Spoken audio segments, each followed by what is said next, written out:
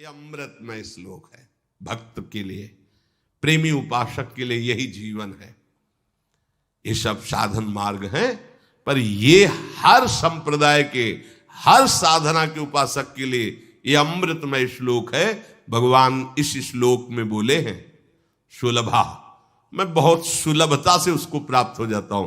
जैसे महाप्रभु बोले क्यों न बिन कष्ट रस सिंधु को पीजिए, तो कह रहे तस्याहम सुलभा, मैं उसके लिए सुलभ हूं। सुलभ माने बिल्कुल सहजता से प्राप्त हो जाता हूं। किसके लिए? बोले अनन्य चेता सततम यो माम स्मरत नित्यशः, जो मेरा अनन्य चिंतन करता है, नित्य निरंतर चिंतन करता है, बस यही जीवन का लक्ष्य रहा है। गुरु कृपा से बच्चापन में ही गुरुदेव भगवान की बलिहारी यही बात डाल दी थी कि बच्चा निरंतर भजन करने से जो झांकी आती प्रभु, वो हमें शब्द याद है, झांकी आती तब जानना चाहिए भजन, एक क्षण भी भजन न छूटे।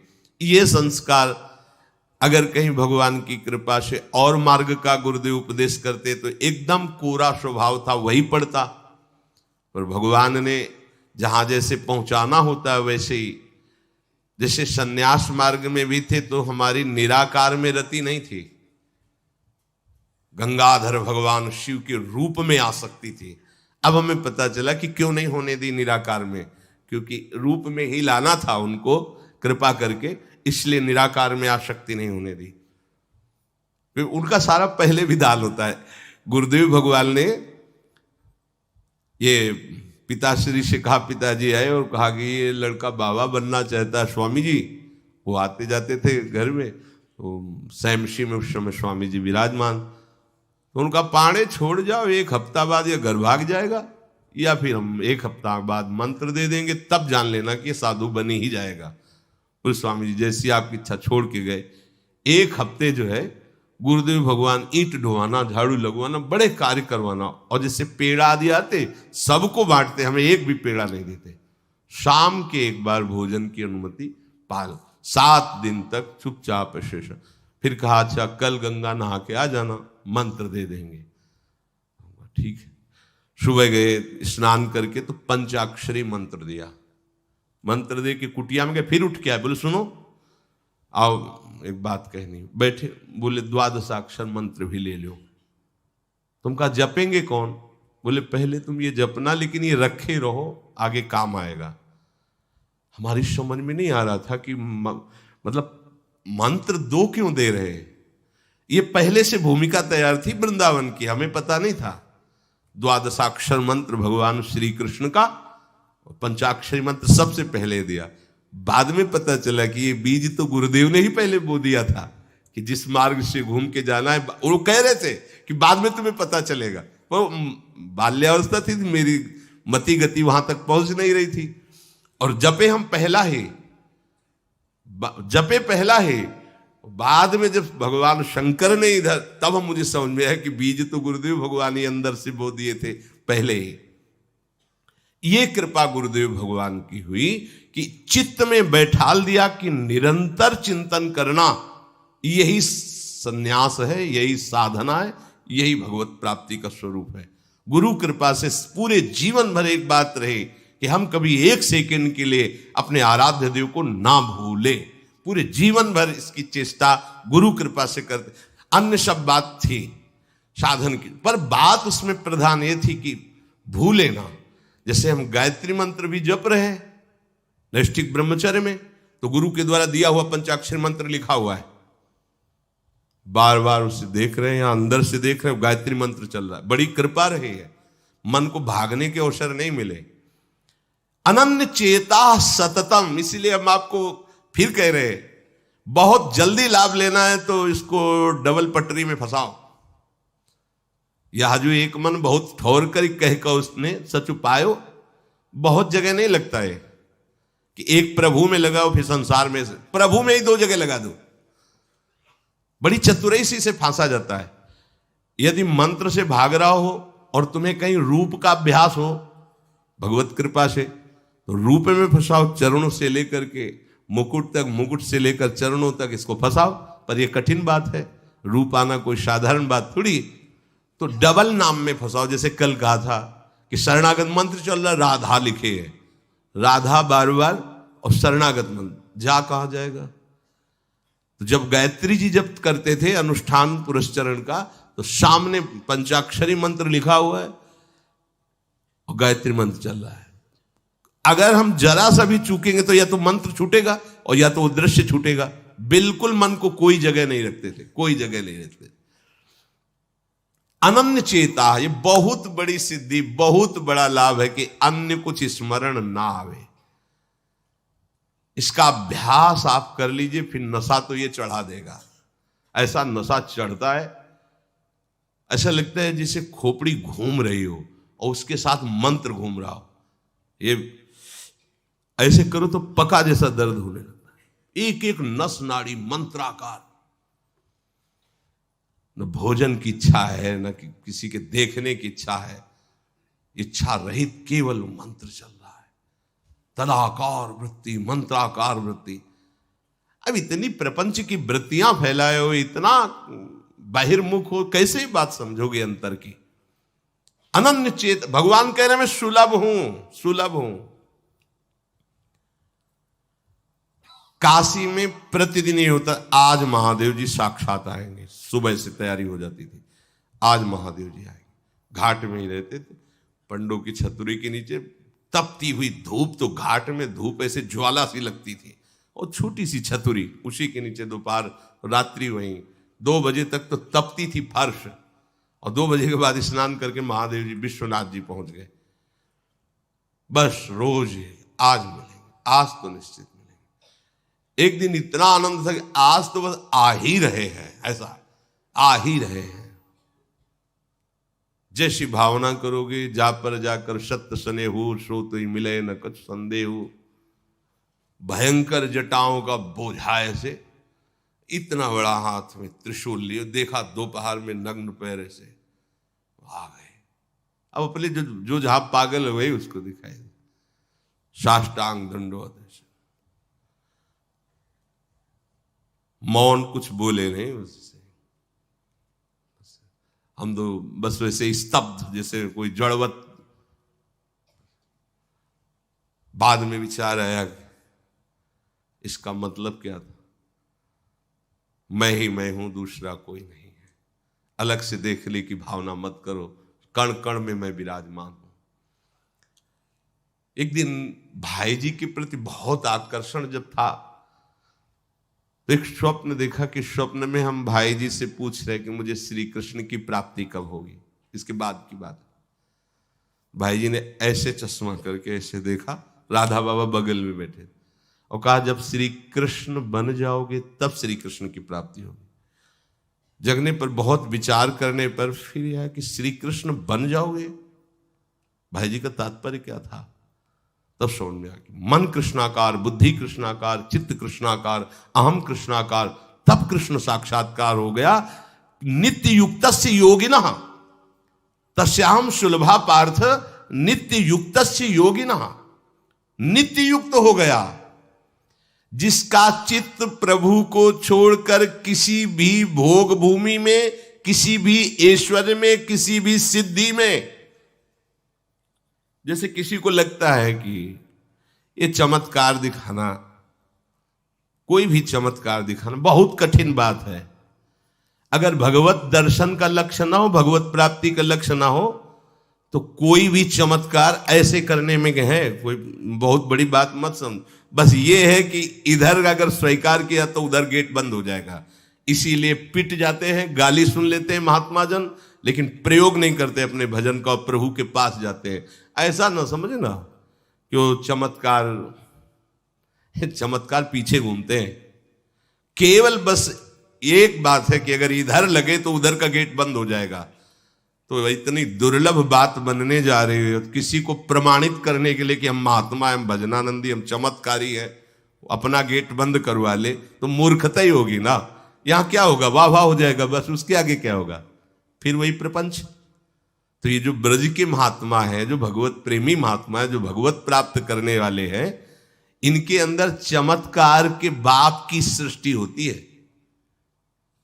ये चमत्कार बहुत ऊपर होते हैं। ये नहीं सोचना चाहिए कि इनमें भजन होता तो उसने 2 थप्पड़ मारे भस्म कर देते। भजन का जानते हो, भजनानंदी का 2 थप्पड़ मारा है, तुम्हें निश्चित भगवान की प्राप्ति हो, तुम्हारा कभी अमंगल न हो, भगवान तुम्हारे परिवार को भी सुखी रहे और तुम आजीवन स्वस्थ रहकर पवित्र बुद्धि के द्वारा भगवान को प्राप्त। ये महात्माओं का बल होता है। महात्माओं के बल थोड़ी होता है किसी ने गाली दिया, मार दिया, जा भस्म हो जा। ये भस्मासुर थोड़ी होते हैं महात्मा है भाई, भस्म कर दिया, नष्ट नहीं। साधुते हो न कारज, तब भगवान उनके अधीन होते हैं। ये चमत्कार ये ना सोचो कि भजन करते होते तो फिर ये चमत्कार, या ये गाड़ी घोड़ा रुपया पैसा चमत्कार, ये पापियों के पास भी है। ये तो प्रारब्ध का खेल है, प्रारब्ध बदला, ऐसे से ऐसे हो गया, इनका कोई महत्व नहीं है। महत्व है नित्य युक्तस्य योगिना, तुम्हारा चित्त निरंतर आराध्य देव में युक्त है कि नहीं। किसी भी ऐश्वर्य, किसी भी भूमि, किसी भी पद का कोई भी संबंध, आश्रय, चिंतन नहीं। ये हुआ आनंद चेता। जैसे पतिव्रता स्त्री का मन केवल पति के ही सुख में निमग्न रहता है, पति का चिंतन, पति की बातें, पति वो उसी में मगन रहती है। पति के सिवाय उसके मन में अन्य किसी पुरुष का राग पूर्वक चिंतन कभी होता ही नहीं। जैसे शिष्य का गुरु के सिवाय कहीं चिंतन नहीं होता। पतिव्रता पत्नी का मन, प्राण, तन सब पति के ही सेवा में, चिंतन में, मनन में। जैसे शिष्य का गुरु के ही तन, उनकी सेवा में मन, उनके आज्ञा के पालन करने में, एक एक चेष्टा गुरु की प्रसन्नता के लिए। कोई दूसरा इष्ट शिष्य का होता ही नहीं है। शिष्य का कोई दूसरा इष्ट नहीं होता। ऐसे शिष्य को अपने गुरुदेव में ही भगवान का साक्षात्कार हो जाता है। क्योंकि पर्दा हटा तो देख लिया कि प्रिया प्रीतम मुस्कुराते हुए बैठे। श्री भट्ट देवाचार्य जी के पास जब हरिव्यास देवाचार्य जी आए तो कहा, भगवान हम शिष्य बनना चाहते हैं। तो उनका, तुम्हें हमारी गोद में कुछ दिखाई दे रहा है? तो कहा, ऐसा हमें कुछ तो नहीं दिखाई दे रहा है। तो उनका, फिर अभी तुम जाओ गिरिराज जी की 12 वर्ष परिक्रमा करो, राधे राधे बोलो 12 वर्ष पर। ऐसा ही किया। 12 वर्ष बाद फिर आए, अब कुछ दिखाई दे रहा है? बोले भगवान कुछ नहीं दिखाई दे रहा। बोले जाओ फिर 12 वर्ष करो। कह रहे कि जो शिष्य है गुरु के सिवा और कोई इष्ट रहे हैं, उन्हीं का चिंतन, उन्हीं के आगे, तो वहीं उसको साक्षात्कार हो जाता है। जब 24 वर्ष बाद आज्ञा पालन करके आए तो देखा प्रियालाल गोद में। बोले अब कुछ दिखा है? हाँ। बोले प्रियालाल महाराज जी विराजमान है, आओ। वही महावाणी के रचयिता श्री हरिव्यास देवाचार्य जी गुरु आज्ञा में एक कदम पीछे ने 24 वर्ष गिरिराज जी की परिक्रमा राधे राधे आए नहीं, जब तक आज्ञा पालन नहीं हुई। आज्ञा पालन साक्षात्कार करने के बाद मंत्र दीक्षा दी। आज्ञा पालन का फल भगवत साक्षात्कार। जो अन्य तरफ मन ले जाता है, अन्य तरफ अपना भाव ले जाता है, वो अनन्य चेता नहीं कहलाता है। अनन्य चेता को भगवान सुलभ हो जाते हैं। सततम यो माम स्मरति नित्यशः। सततम का अर्थ होता है जब आप होश में हैं तो आपका मंत्र या नाम चल रहा हो। नींद खुली, आप जप नहीं रहे, आपको ऐसा कि मंत्र जपना, ऐसा नहीं, चल रहा है। तो सोते में भी चल रहा है। जब आप नींद में गए तो आपका मंत्र चल रहा था, आप सुषुप्ति में हो गए पर आपको पता नहीं। जब जगो तो आप देखो चल रहा है कि नहीं चल रहा है। अगर चल रहा है तो चल रहा था, नहीं चल रहा तो फिर सतत नहीं था। उसका कारण आपने सोते समय भजन नहीं किया। यह भी गुरु कृपा से पहले ही सिखा दिया गया था कि जब तक गाढ़ नींद ना आवे तब तक आसन में बैठ के मंत्र जप करो, जब आ जाए तो लेट जाओ, मंत्र का ही चिंतन करते हुए सो। तो वैसे प्राय उपासक जो भजन करते हो अनुभव करते होंगे, जगते ही मंत्र चल रहा है। सैकड़ों बार तो ऐसा अनुभव हुआ कि हम सो ही रहे हैं पर आसन में बैठ गए। जब चेतना आई तो देखा है कि मंत्र चल रहा है, आसन में बैठे हैं। अभ्यास बहुत बड़ा बल सोते, मतलब अभी नींद खुली नहीं, आसन में बैठ गए। बिल्कुल कभी भी जीवन में मतलब 10-5 मिनट का अंतर तो कह सकते हैं, लेकिन ऐसा नहीं कि आधा घंटा 1 घंटा का अंतर कभी जीवन में पड़ा हो। और वो अलार्म कभी जीवन में लगाया नहीं, गंगा किनारे कहाँ अलार्म। अभ्यास बहुत बड़ी ताकत होती, बहुत। आप सोचो, अभ्यास नहीं तो नेत्र खोल के भी निशाना नहीं लगा सकते, अभ्यास है तो शब्द पे गोली मार देगा, आवाज हुई ठीक वही गोली लगेगी। अभ्यास बहुत बड़ी ताकत होती है। अभ्यास इतना भजन का, सततम योमाम स्मृति नित्यशः, बहुत कठिन लग रहा है ये, पर एक बार मन पकड़ लेगा तो बहुत आनंद आएगा। कैसी कैसी आनंद वृत्तियां होती हैं निरंतर भजन करने वालों की। दूसरे की जरूरत नहीं, अपने आप में नाचता है, अपने आप में बातें करता है, अपने आप में हंसता है, अपने आप में खेलता है, उसे किसी और की जरूरत नहीं होती। वो अपने आप, जो आप है ना, वो अपने आप से खेलता है, अपने आप में हंसता है, अपने आप से बातें करता है।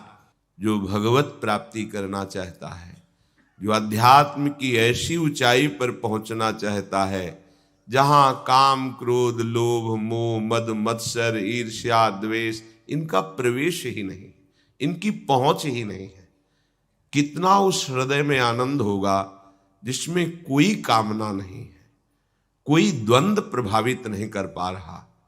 और यही तो प्राप्त करने के लिए हमें मानव देह मिला है। पीछे के पद में भगवान ने भक्त्या युक्तः शब्द का प्रयोग किया था। भक्ति युक्त, भक्ति प्रभु के सिवा अन्य कोई हमारा प्रिय न रह जाए, यह है भक्ति की कसौटी। ज्ञान की कसौटी, आत्मरति के सिवा और कहीं रति न रह जाए। आत्मावान, आत्मरति, आत्म क्रीड़ावान। बात एक ही है, हम श्री कृष्ण बोले, ज्ञानी आत्मा बोले, योगी परमात्मा बोले, भक्त भगवान बोले, वो एक ही बात है। पर अन्य कुछ रह जाना, ना वो ज्ञानी है, ना वो योगी है, और ना वो भक्त है। भक्त्या युक्ता, प्रभु के सिवा अन्य कोई सत्ता नहीं, अन्य कहीं महत्ता नहीं, अन्य कहीं अपनापन नहीं।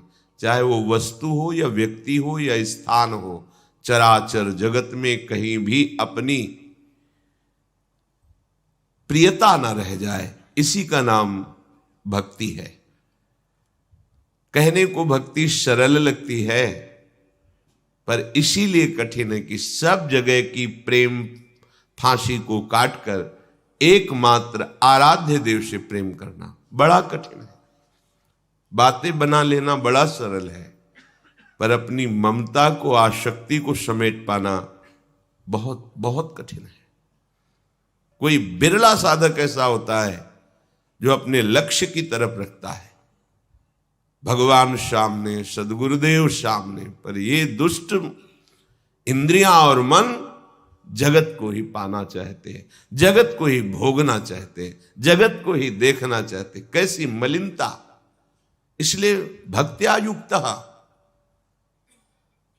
बातें केवल कर लेना थोड़ी होता कि हमें भगवत प्राप्ति करनी। भगवत प्राप्ति करनी है तो इसके मूल में सारी बात आ गई कि अब मुझे और कुछ चाह नहीं रखनी, और कोई कामना की पूर्ति नहीं करनी, और किसी से अपनापन नहीं रखना, मुझे प्रभु चाहिए। ये सावधान हो जाइए, आप एकांत में भी भगवान के सामने हैं, आपको हमारे श्यामा श्याम देख रहे हैं। ऐसी भावना से हर समय सजग रहोगे तो पापाचरण बंद हो जाएंगे। पापाचरण बंद होते ही हृदय प्रभु की तरफ भाग पड़ेगा। प्रभु की तरफ भागना क्या है? प्रतिक्षण उनका गाढ़ चिंतन। फिर किसी सुख की तुम्हें आकांक्षा नहीं करनी पड़ेगी, किसी सुख का तुम्हें अभाव नहीं लगेगा।